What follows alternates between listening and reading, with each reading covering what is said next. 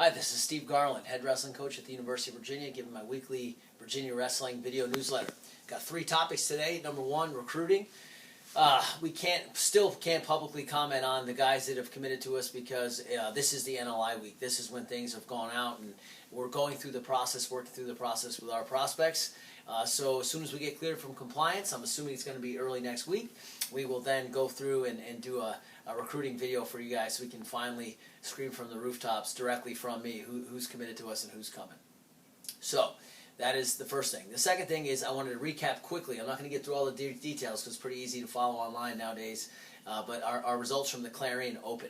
So the Clarion Open was again a successful trip. We had 4 champions and 7 finalists, I believe. So we had 3 seconds and 4 firsts. So 7 guys out of 10 weights in the finals. We're happy with that. We certainly think we could have done better. I think we could have came out of there with a couple more titles and definitely could have done a little bit better on the backside and the wrestlebacks in some cases. But for the most part, I was extremely pleased with the way our guys implemented and sort of executed the things that we've been working on for the last 4 weeks. We've been very intentional about what we want to get better at, and to see the guys get better in those situations. Specifically, we do a drill called Follow Your Hands, where just letting wrestling happen. As somebody's snapping us, we're falling into their legs. As somebody fakes, we're taking a shot as they fake and anticipating. And as somebody shoots, we're blocking with the top of our head and then coming right back into a reattack.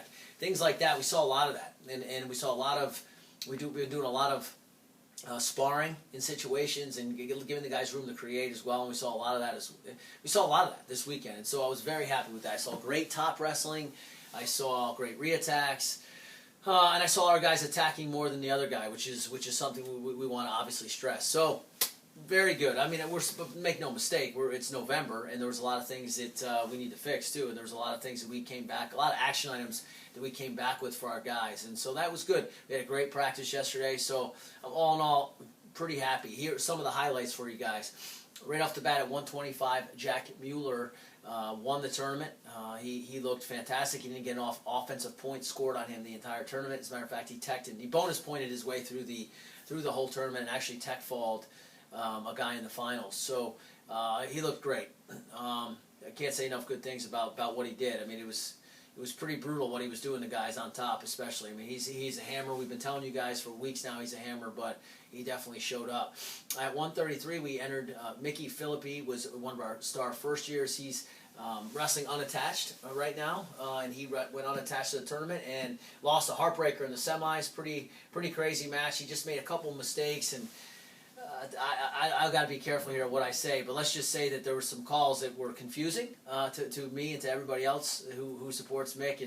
But you got to win those, and he ended up losing in double overtime in the semis, which I think he definitely should have won that one. And so what we did see out of Mickey, win or lose, though, was the fact that in triple overtime he was just as energetic, and as a matter of fact, he was going even harder then than he was in the first period. So that's what's so incredible about Mickey, is his motor. And he ended up coming back. He won a couple matches, went for 3rd and 4th, and again, just made a silly mistake. He got hit with a penalty point.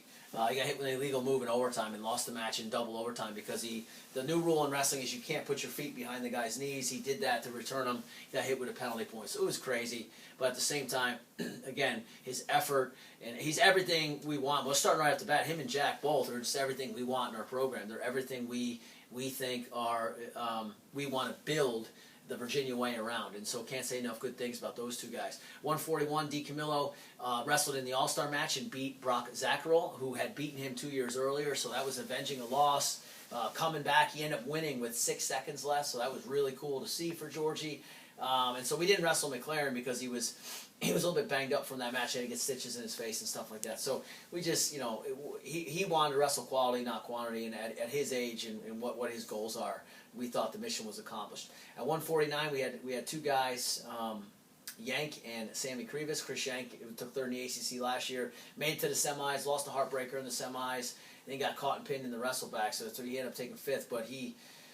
we saw a lot of good things from him in his matches, and he's just in there right now working. He knows what he has to work on. But the match in the semis, he let get away from him. He just gave up. He just didn't finish his shots, and so that's what he's working on now. Sammy, though, at the same weight class, won the tournament. He actually beat that young man who beat Chris in the finals pretty handily. He was up 6-0, ended up winning 10-5. He won very solid win in the semis. I think it was 7-1, 6 or something like that. He just looked really good. His skills are very good. We want him to have more urgency and finish matches a little better. But for the most part, what you saw was the guy we recruited, a 3-time Flow Nationals champ, 3-time Super 32 champ, 2-time PA champ, a guy who's just his skill level and his wrestling sense and mat savvy is absolutely incredible. So a very good day for him with a championship. By the way, if I forget anybody, I'm sorry. I just got done out of practice. So 57, Andrew Atkinson walked through the tournament pretty handily. He pinned and tacked everybody up to the finals and won by major decision in the finals.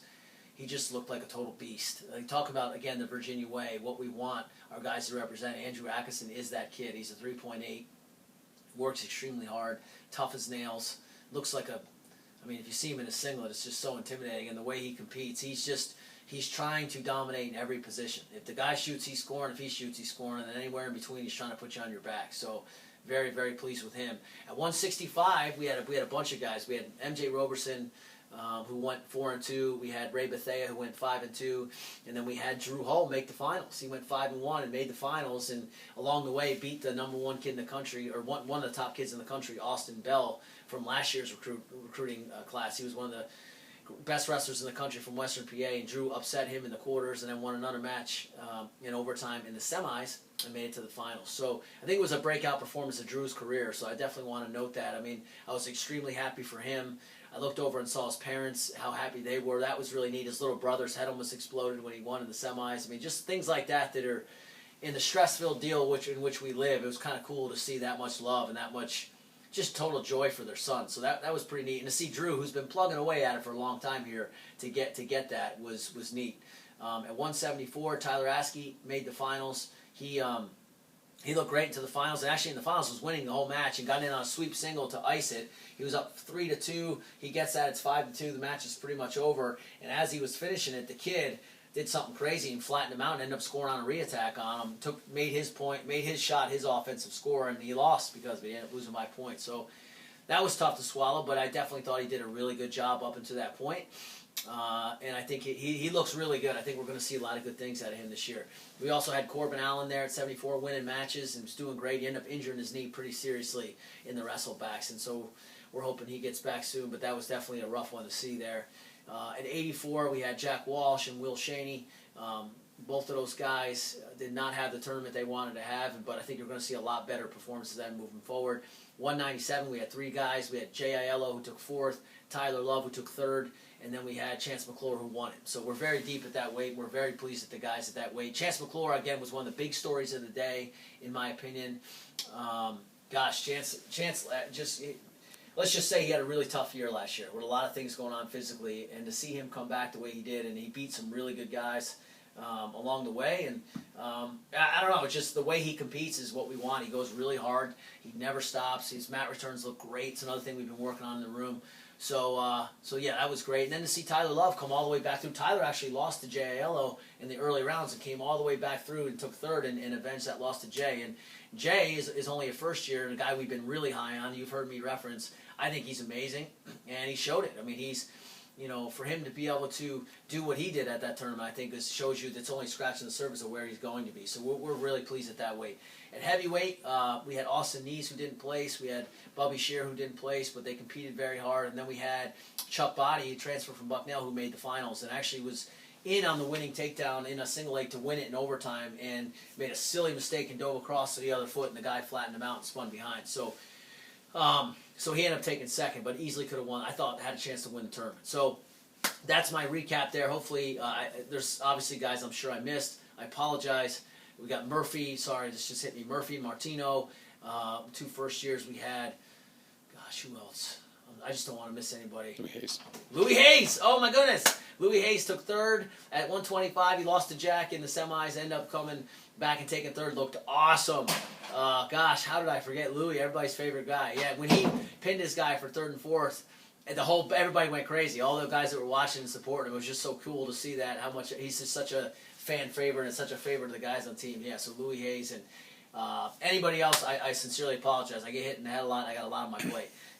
The preview for Michigan and Central Michigan. So Michigan is an incredible team. incredible. They're ranked top 10 at least. I'm sure they're ranked higher by now. But every weight class is good. Every weight class is going to be battle. We signed up for it for a reason. We don't care about our dual meet record. I probably shouldn't say that. My bosses probably wouldn't appreciate that. But we care about where we're going to be in March. And in order to be where we want to be in March, we need to fight against great teams. And we want our guys to experience that heat and that pressure. And we're going to be in a $4 million wrestling facility to train. Then we're going to be in the Cliff Keen Center to wrestle our match.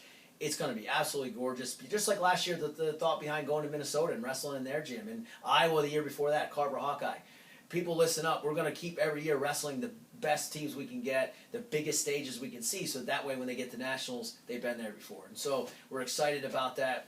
And then we've got Central Michigan, who's always a solid team, and they got a loaded lineup this year as well.